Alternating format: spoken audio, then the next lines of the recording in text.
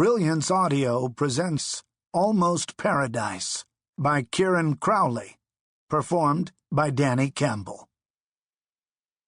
Babe and a girlfriend were all dolled up in bright, attractive summer dresses, with makeup, red lipstick, and nylons, their high heels clicking on the pavement as they walked to the night spot. The place was jumping, the dance music audible from out front, thumping drums, bass, and saxophone. Babe fiddled with her ring finger, which felt naked without her wedding ring. The warm June night air was fragrant with flowers, salt air, and leaded gasoline fumes.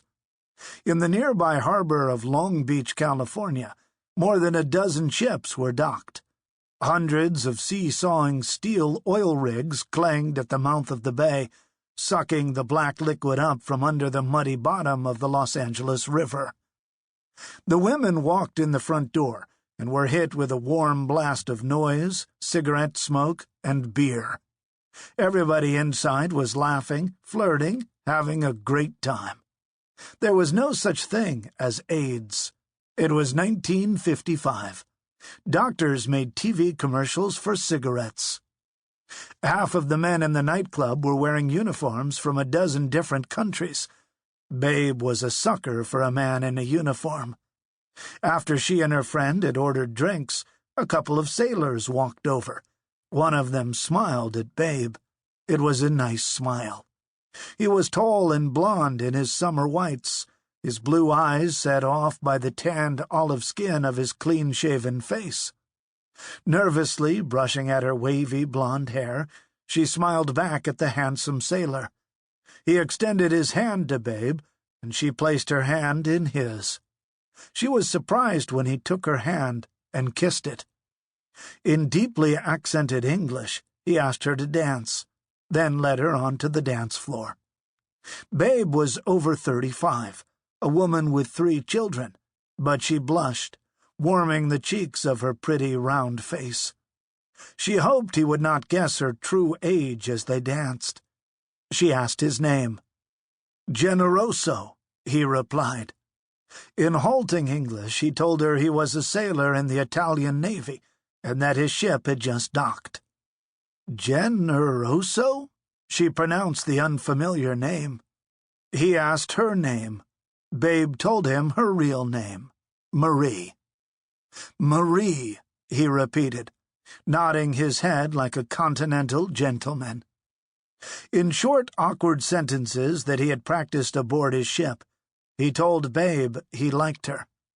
He also said that he liked America and Hollywood, just 30 miles away, and a world away from that waterfront bar. Babe told him that she did not live in Hollywood, but nearby, right in Long Beach. After their dance, they had more drinks with Babe's girlfriend and the other sailor, and then danced some more. He kissed her and offered to see her home. She took his arm as they strolled along the sidewalk toward her place. The dark green blades of the palm trees clacked gently in the sea breeze, slicing up the white moonlight. They entered Babe's dark apartment, and she turned on the lights. He took her in his arms, and he kissed her again, deeper. Neither could understand what the other was saying, but they didn't need words. Soon the words melted into sighs, and the ardent strangers turned out the lights and made love in the dark. Babe was born Marie Therese Legaye in the Roaring 20s, the child of a California farmer and his wife. She was an adorable child, but moody and sometimes confused. Babe was very religious, and when she was a young woman, she entered a convent.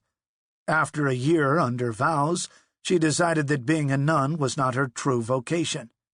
She rejoined the world during World War II and made up for lost time. Babe became a party girl, dating and drinking and dancing whenever she could. She seemed to have no ambition and was alternately listless or active. Some people in the family wondered if she might be what was then called a manic depressive.